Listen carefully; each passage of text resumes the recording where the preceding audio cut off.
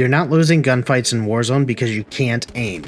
You're losing because when the fight breaks from its normal pattern, your reflexes break with it. So you tweak your sensitivity, you copy a pro's settings, you grind aim trainers, but you still get dunked on because aim in real gunfights isn't muscle memory. It's habitual decision making under pressure. Today I'm breaking down an entire game, every fight, every kill, every reset, to show you how aim is actually built in real time, not in a firing range, not in a private match. In real lobbies, where hesitation gets punished. We'll revisit 3 reflex-based fundamentals throughout the match. Centering, which is driven by anticipation, recoil control, which is adjusted by weapon and distance, and tracking, which is guided by movement, both yours and theirs. This is chaos turned into a classroom. If you're serious about stopping some of the worst habits and actually fixing your gunfights, subscribe. This channel is about building reflexes that survive pressure, not chasing settings that don't. Let's get into it.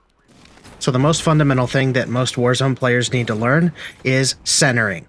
And I don't just mean centering in the middle of your screen, but being aware of your crosshair placement on the actual area that players are pushing you from.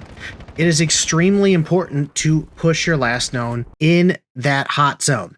And you need to be free looking, which is the fastest form of your sensitivity in that area before you even begin to aim. That is the precursor to getting on target faster because you're already looking in the area and it makes ADSing so much smoother because there's less distance to travel to the target. I think the first thing that players do incorrectly is once they leave that firing range and they get into a real match, they're trying to control their aim exactly how they did with their loadout weapon. Floor loot is not your friend when it comes to your accuracy in a lot of cases, so you have to be ready to roll with whatever weapon you find on the ground.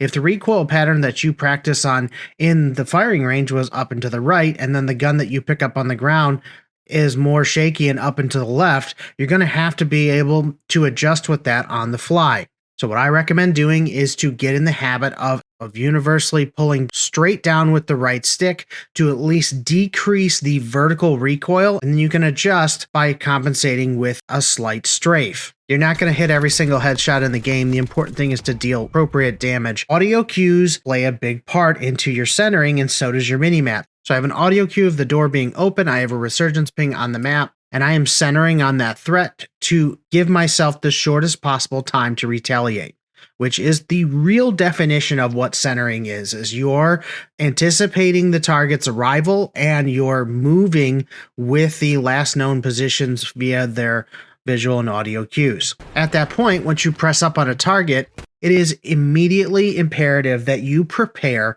for targets to move on you. In this situation here, I'm not perfectly aiming for their head. I happen to be on their left shoulder blade at this time. Upper body shots is going to get the job done, but the important thing is I am staying in hip fire because of this close range, because I am prepared for this target to move on me with very little notice. And again, using the maximum potential of your free look or adjustments before you get into an ADS slowdown gives you the best reaction time. And I think a lot of players focus way too heavy on having higher sensitivity so that they can control the most amount when they're ADS, when really it's the opposite. You should have a higher free look speed, which most players do, and then they use an ADS sensitivity multiplier like 0.85 or 0.8 to reduce that speed back down. It's all about control. When I'm at this close of a range though, I care way less about my recoil control and more about the evasive tactics of the enemy. He falls directly back and I am rezzing my teammate, but as I do, I am once again centering on this position. Looking at the door and the audio cues, I am directly centered between both doors and I'm listening for the audio cues and waiting for the push. And those executions make it easy so that at this point, I am on the shoulder horizon and I can strafe left or right into the gunfight and not have to have as much crosshair movement. This is the baseline of how people have better aim, is they are predicting player behavior and their crosshair placement is where it should be at the start of a fight instead of reacting. I don't care how great your reaction speed is, it is going to be very difficult for you to outgun a player who is prepared to fight you.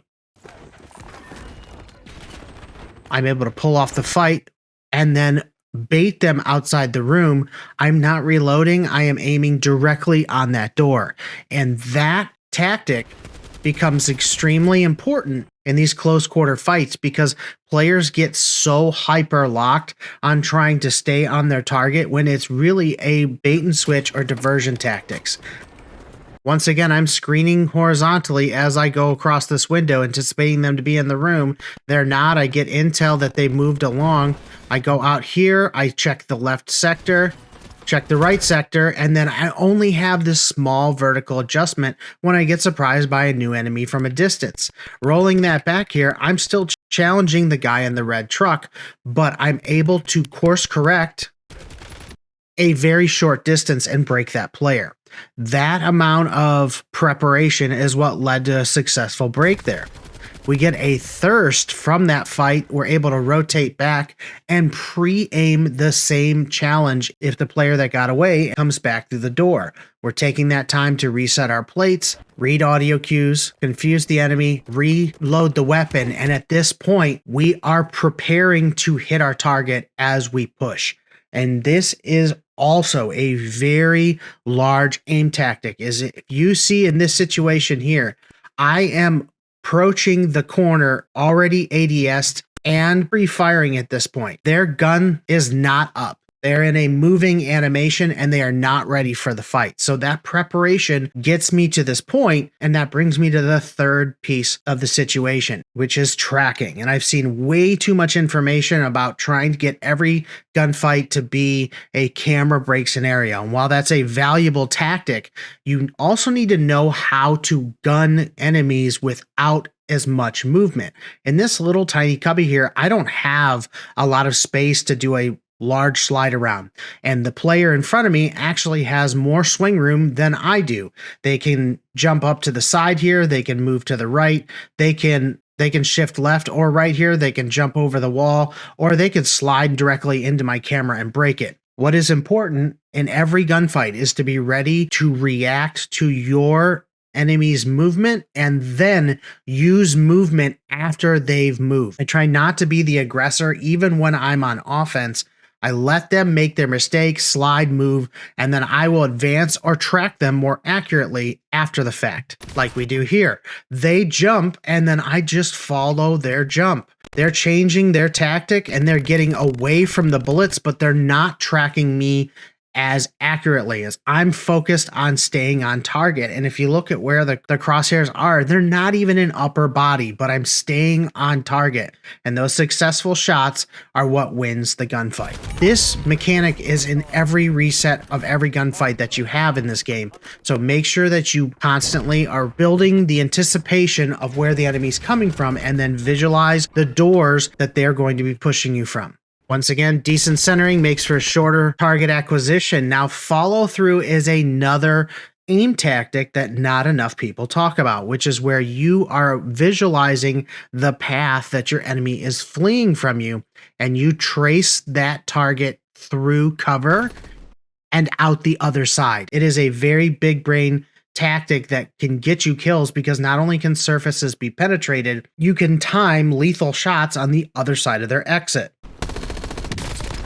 And just like that, I'm able to hit a few penetration rounds through the wood of my cover and knock them before they get to the backside of the electrical box. Reacting to the directional fire indicator, as well as the visual of the player on the roof. And this is where players will sometimes get very, very greedy, try to get to their elevation and overexpose themselves to get a player. Your aim is in most controlled when you are closest to a cover line. So reset your character, not your aim stick. I'm going to play that back. Is as you move sideways, you can still use your right stick to aim, but use your left stick to assist in the rotational movement to get on that target. Your free look option is still much faster than dragging your gun in ADS to your target. The elevated advantages are real in these situations, so relocating to get your own elevation gives you a higher vantage point and a better tactic to take out longer range shots. This is where it is the most important that you really pull down on your stick, because you need to Respect the fact that the farther you are away, the more the bullets will spread vertically as you get through the mag. The first half of the magazine is generally more vertical. If you've tested guns in the firing range, they tend to veer off to one direction or the other as they get about 20 to 25 rounds into the magazine. Ground loot guns usually don't have any vertical recoil control, and if they do, you have a shorter magazine. So you have to be conscious of the fights that you take from a distance. It's something you absolutely have to work on controlling, or not taking the fight at all until you get a better weapon. We're able to get the knock, but we don't have enough to thirst. We reload, and then they get into the room. And that's what I mean about preserving your ammunition and knowing the capabilities of the weapons that you have. In the advancing over to get this thirst, we get taken out by an enemy at church. It's a great start to the game with 5 kills though. Now let's get into some other tactics in a more confined space. Landed back over at bank, still running with our ground loot, and we're trying to get kills from inside. You can do a lot of damage from a great power position with the right angle. And what I mean from this point here is, even with ground loot, we are fighting enemies that already are getting a loadout from the position of this window simply by locking down and isolating tactics. This little ADS tactic gives us a very small heady, which is where the enemy has very little visibility with us, but I have their entire body in my crosshairs. Makes it extremely easy to take out a player because I'm using the corrective placement and control to get there. Now, tracer rounds are a great way to help with your centering and anticipation. You can trace that line back to where the enemy was and then immediately know where you should be aiming. And you can see when this gunfight here, I'm already at head level because I am understanding the height of where my crosshairs need to be, and then I'm tracing the direction of the round back to the character. It is very important though that you let go of that ADS when you're in this close of a situation to increase the amount of free look speed during that gunfight. Reacquire your target, hit the ADS, and then get out of that situation. The same anticipation is good for those surface sounds. You can hear that he is on tile in this room here, so I am minimizing my audio cues and getting right on target as soon as possible.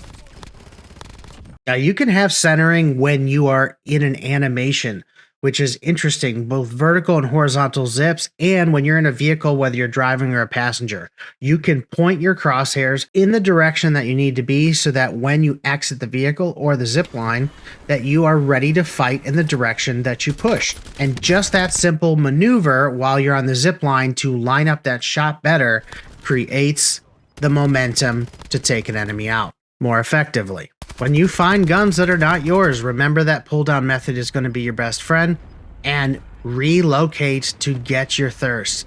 But don't overcommit. But after you drop an enemy with your long range target, respect the fact that you're going to push your enemies with a short range SMG. If there's not an aggressor on that target, you can switch back to the original weapon and then reload later. It is really important with your anticipation that you start looking at those flanks when you're trying to help a teammate. The teammate needs you to cover their left side or right side, and you can do that most effectively with a longer range weapon, but you still need to be able to hit those shots. Outside, this far away from the fight, I can maximize the potential of the weapon instead of being directly on top of my teammate to help control the push. I'm going to keep on peppering these guys down range over here. He's got a down arrow and an up arrow, and in order to set up the shot, you need to be watching that. And as they zip up to the top, I now move my position to wait for them to go across the open roof. I'm preparing to use the weapon that I'm not comfortable with before I go to my loadout, and I'm going to control that timed shot for the perfect execution. I am waiting until the enemy crosses past the point of no return, which gives me the most amount of time between point A and point B to land my shots. As this is happening, I'm consciously thinking of 3 things: bullet velocity, recoil control, and time to kill. The bullet velocity needs to arrive on target, and the farther a player is, the more ahead of them you have to shoot. The recoil pattern, I'm going to pull down and slightly to the left, and then I'm also going to account for how long it's going to take for this player to actually die from the bullets if I miss shots, which is going to be around a theoretical TTK of between 800 milliseconds and a second. So I want to give them enough time that they cannot turn around and get back to that cover. I'm successful, and if you notice where I'm shooting, I am just ahead of the target. This is what I mean when I say that aim guides don't do you justice when they're teaching you how to just simply control your recoil, because you're not preparing the shot. Prepare your shots in each and every fight. The farther a shot is away, the more calculation you need to take in the theoretical time to kill alongside their ability to outplay it. If you're going to give away your position and run out of ammo, you're losing valuable assets and wasting time, because right now I'm out of zone. I'm ready to make a play towards the buy. I don't want this guy to have elevation on my position, so I'm prioritizing that before I get there. I also have an entire team fighting pink over at the church, and it's time to make an executive decision. But something to think about with those situations is you're not going to be able to get those controlled kills with unfamiliar weapons if you don't get the basics down. This is where you have to be patient. Once again, I'm still trying to get that loadout, but I'm going to use someone else's loadout that I've found to defend my position because there is several players on my loadout. I'm not going to go directly down there. I'm going to realize that I need to get around the enemy who is looking for me and get away from that spot. Once they think I'm gone and they've refocused their attention, then I will take the best possible angle to get my loadout. If I had had my loadout, I probably would have aggressively pushed that team of 4 and tried to use a little bit more maneuverability in there, but I still didn't have it, which was one of the reasons why I picked this video for this guide. Is I did not have my own loadout for a majority of the game, and that is what a lot of players get stuck in, is they're so obsessed with trying to get their guns back that they don't know how to use what they find on the floor. I have last known position, but I have audio cues from the low left. So I'm prioritizing that, staying back away from the top of the steps, but not overcommitting to the knock because I want to drop this enemy. Now we're finally able to buy our loadout at the end of the game here. And this is where you can really get comfortable in all of those mechanics, is using the centering with anticipation, the recoil control no matter the weapon, and then track your enemy's movements. These 3 attributes really shine once you finally get your guns. I play my position for the weapon at hand, and I'm looking for players to kill from my power position. This guy's played his cover smart and taken out a teammate. I'm not going to overexpose my angles. I'm going to use my streak to prevent the players from rotating in our direction, and then using the close range to aggressively push my enemy while pre-aiming and pre-firing. Then I'm tracking as they move away from my position. All of those fundamentals rolled in together is what is going to make you more accurate as a player. If you guys enjoyed today's video and you want to learn more about how to play smarter in more ways than just your aim, check out all my game sense guides so that you can drop higher kill games just like this. Keep building, keep adapting, sit rep out.